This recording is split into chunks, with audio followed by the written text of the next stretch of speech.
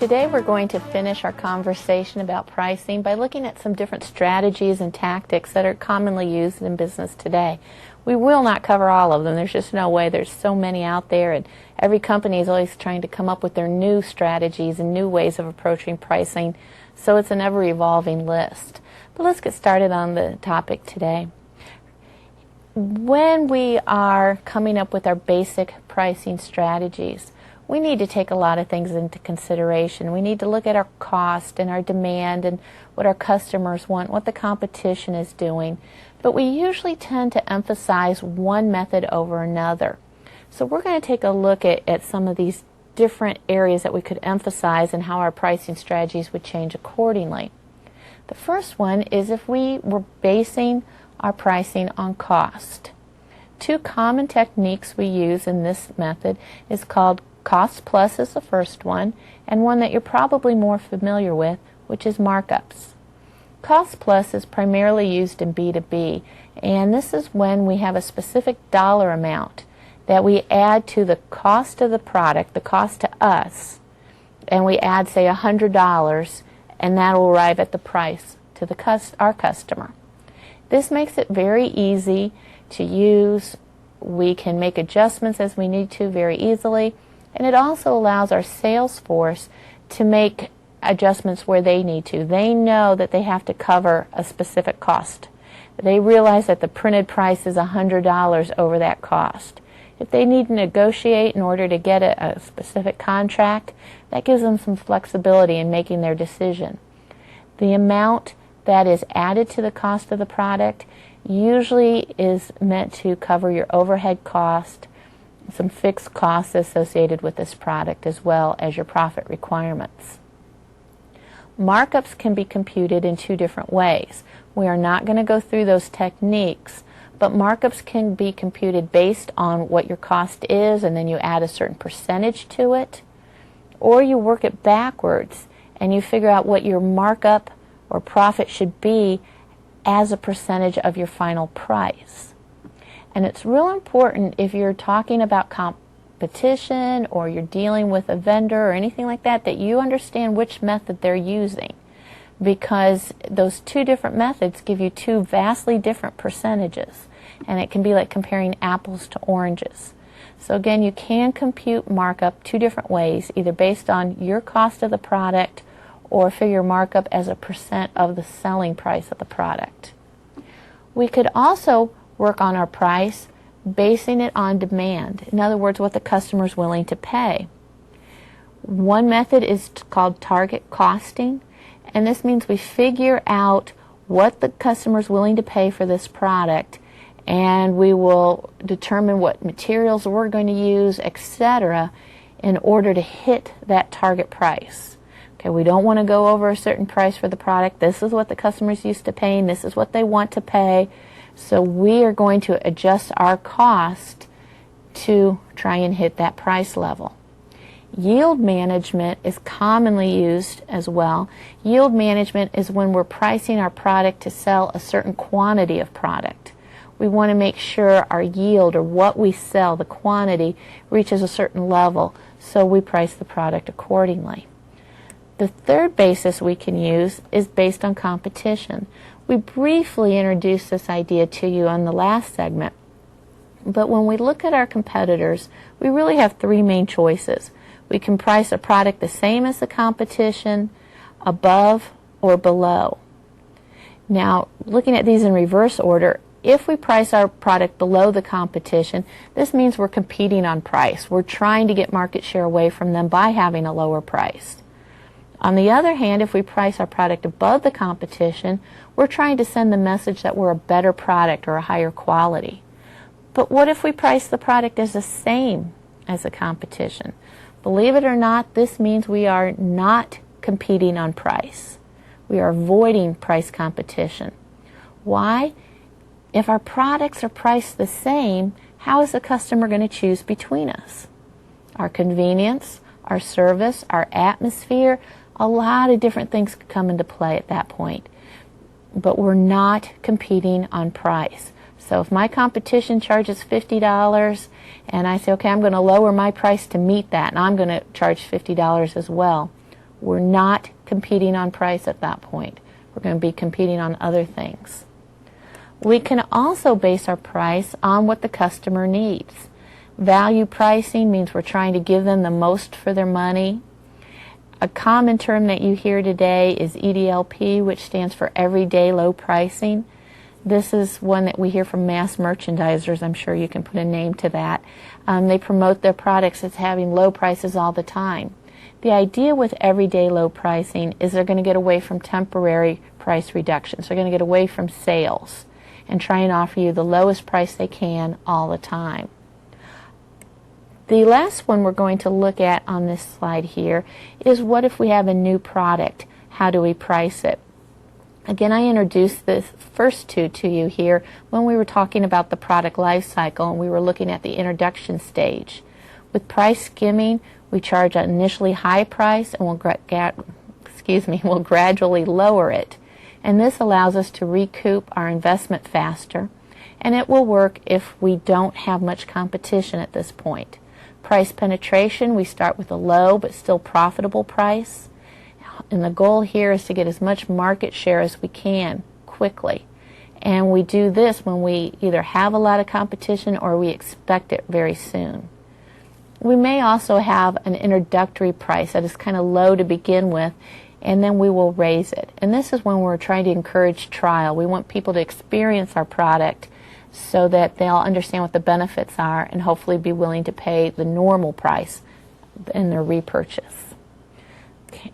Now let's take a look at some different tactics. Those are overall strategies we may use, but there are also some different tactics we use. Many times, as we have talked about in the past, we are going to sell multiple products, not just one product. So how do we price that, or can we get them to complement each other? Well, two tactics we use are going to be listed here. The first is price bundling.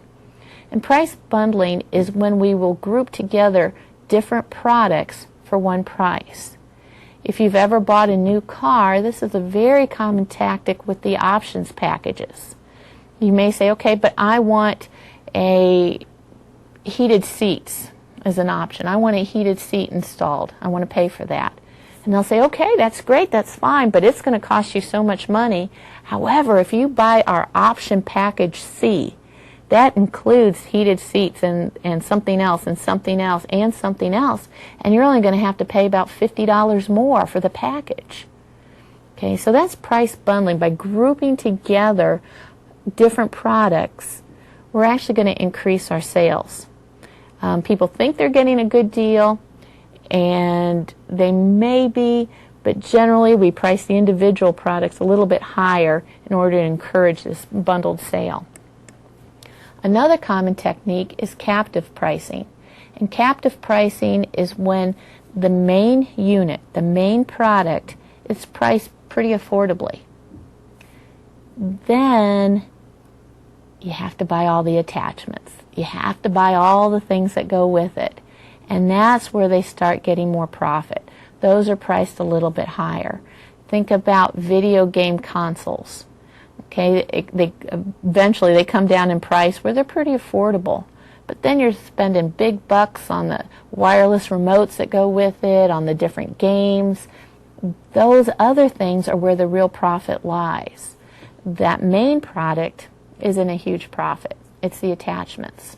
And that's the idea with captive pricing.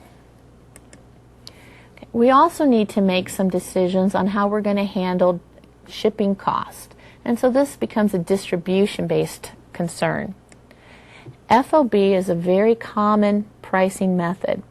FOB stands for free on board, and it's talking about the price of shipping. FOB by itself doesn't mean anything. There needs to be a place listed after it. It may be FOB destination, FOB origin, FOB St. Louis, but there has to be a place. What this means is the product is free on board. In other words, there's no shipping charges for the buyer until the place listed. Okay, so at the place listed, the buyer will start paying shipping charges. So if it says FOB origin At the origin, at the beginning, the buyer will start paying the shipping charges, so they're responsible for all of it.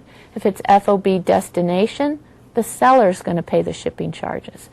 The place listed on FOB many times is negotiable. We may put a city in the middle, as my earlier example of St. Louis, and that's our way of saying we're going to split the charges. Okay, so again, that's a negotiable thing. When we're dealing with international shipping, there's a whole lot of different issues. Your book talks about the international. I'm not going to go into detail on this because it can get very, very complicated. But we have a number of different shipping charges we need to look at that point.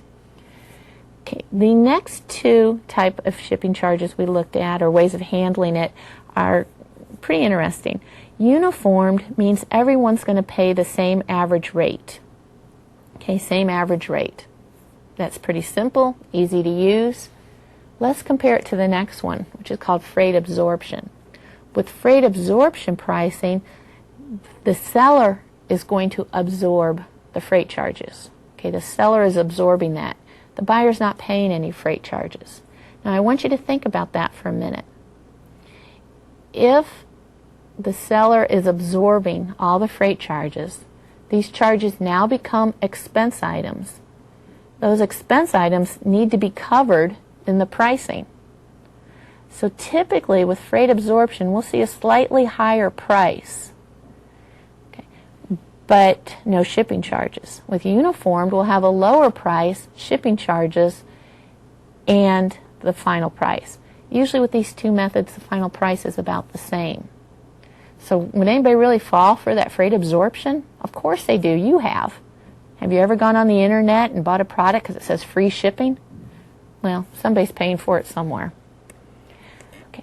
The next thing we're going to look at is how we can discount for our channel members, some special techniques we use here. Okay. We can use trade or functional discounts, and this is when we take money off of the price for the more functions, the more duties that our channel members perform. For example, if they're going to store our product and transport our product, we're going to keep lowering the price accordingly. So the more things they do for us that we don't have to do, we'll discount the price down for them. A quantity discount is something that is very common. You've all heard it, but quantity, it needs to be specified if it's a cumulative or non-cumulative quantity discount. A cumulative quantity discount means you have a time period over which to buy a certain product. So for example, if you buy a quantity X over a 6 month period of time, you're going to get a discount applied to your final invoice.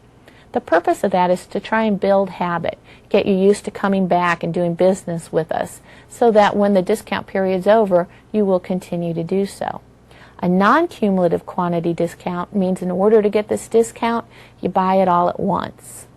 Okay? Why are we going to offer that? Then you have to store the product. We don't. We also offer cash discounts, and cash discounts are trying to increase our cash flow. We want people to pay faster. Typically, they're written as the example I have here in front of you, 210 net 30. What this means is if you pay within 10 days, you'll get a 2% discount. And either way, the entire amount is due within 30. So again, we're just trying to increase our cash flow by getting you to pay a little bit faster. So we'll give you a slight discount to do that.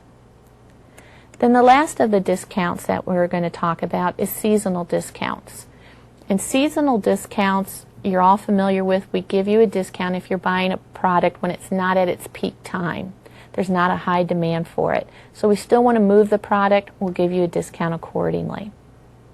So let's take a look now at some other things that pricing can do for us and that we need to consider. Pricing does have a psychological effect, and there is a psychological element to the way people perceive price. For example, we have certain reference prices, certain things that we expect to pay. What if I said, let's all go out to a movie together. There's a great new movie theater. It should be fun. Let's go. They only charge $20 a ticket. Most of you hopefully are going, no way, $20, forget it. Because you have an internal reference point, a price that you're willing to pay. You expect to pay $8, $9 for a movie ticket. If they're going to charge more than that, you're going to stay away. You have prior experience with it. But what if you don't have prior experience? What if you're buying a product that you've never bought before, or you haven't bought for years and years and years, and you have no idea what you should pay for it? Well, then you're going to look for some external reference prices, some things to give you guidelines on if it's a fair price or not. You might look at competitors' ads. You may talk to people, try and get their opinion on what a good price is, but you're going to search for that. The implications of these two for marketing is if our target market has internal reference prices, we got to stay right there. We don't have a choice. We have to stay there. If it's a case where they're going to be looking for external reference prices, we want to supply that if we can. On our tags on our product, we may say, here's our price compared to our competitors at such and such. So we're giving them some of that information that they need. We also have to realize that the price is sending quality messages to our customers. They are going to assume that the higher the price, the better the quality. A lower price means lower quality. We want to try and be as true to that as possible because they're going to make their decisions based on that. Now, some strategies dealing with the psychological end of it. One is called price lining. Price lining is when we have specific price points, maybe 3, maybe 5, and all of our products fit into one of those points. For example, if we sell men's ties, we may have 3 price points. We have ties at $15, ties at $25, and ties at $40. And all of our ties are going to fit into one of those categories. We're not going to price each one individually so we have 1,000 different prices. It's going to be one of those 3. That's our way of telling the customer, here's our good prices, our good ties, here's our better ties, and here's our best ties. Now the next one is one that we've all experienced, and I hope you're going to find this a little bit interesting. This is odd-even pricing. Odd-even pricing is when you price a product at $9.99 instead of $10 or $299 instead of $300. There is some studies that indicate it works, that people would rather spend $299 than $300. I think we all do know that that price is the same, but it does increase sales a little bit. What's interesting, though, is why this started out. This technique was first used by J.C. Penney as a security measure. They used to price products so that it came to an even amount after taxes were added in. So you go to buy a shirt, the cashier says, okay, that'll be $20. You hand her a $20 bill, walk off with your shirt. She looks at that $20 and puts it right in her pocket. There's no record of the sale. It shows up as lost or stolen merchandise.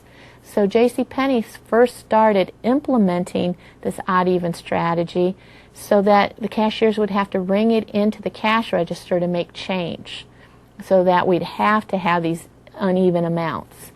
With the use of scanners, this really isn't a necessity anymore, but it's still used because studies show it does increase sales a small bit. Now there are some legal issues that we want to cover here briefly. First of all, deceptive pricing is when we advertise a product at a low price and when they come in we don't have it available for them, or we try to switch them to something else. We're allowed to try in what we call upsell, where you want this, that's great, but we have something even better. Let me show that to you. That's legal. But if we don't let them buy that lower priced product or tell them, no, it's not here, you can't buy it, then we start getting into some deceptive issues, and that can be a real problem. In the B2B field, we also have 2 legal issues we have to be concerned with. The first is price fixing. The law states that you cannot have an agreement with a competitor to charge the same price. The key word there is an agreement. You can charge the same price. That's a strategy. That's fine. That's competing on things other than price, as we talked about earlier. We just can't have an agreement to do that. That is what makes it illegal. The other issue is predatory pricing. Predatory pricing is when you go in and price products very low, usually below cost. Sometimes that can be legal. If you're just trying to generate traffic in your store and make up for the sales elsewhere, that's okay. But if the courts rule that the reason they feel you priced the product below cost was to put the competitors out of business, then you're guilty of predatory pricing, and the fines and the penalties can be extremely high. Okay, to wrap this up then, in summary, pricing incorporates much more than setting a monetary amount for the buyer to pay. It also sends messages regarding the product's quality, comparison to other products, and their overall image. So we want to make sure we understand the impact pricing has on our customers, on our competition, and on the industry. That's it for today. Have a good one.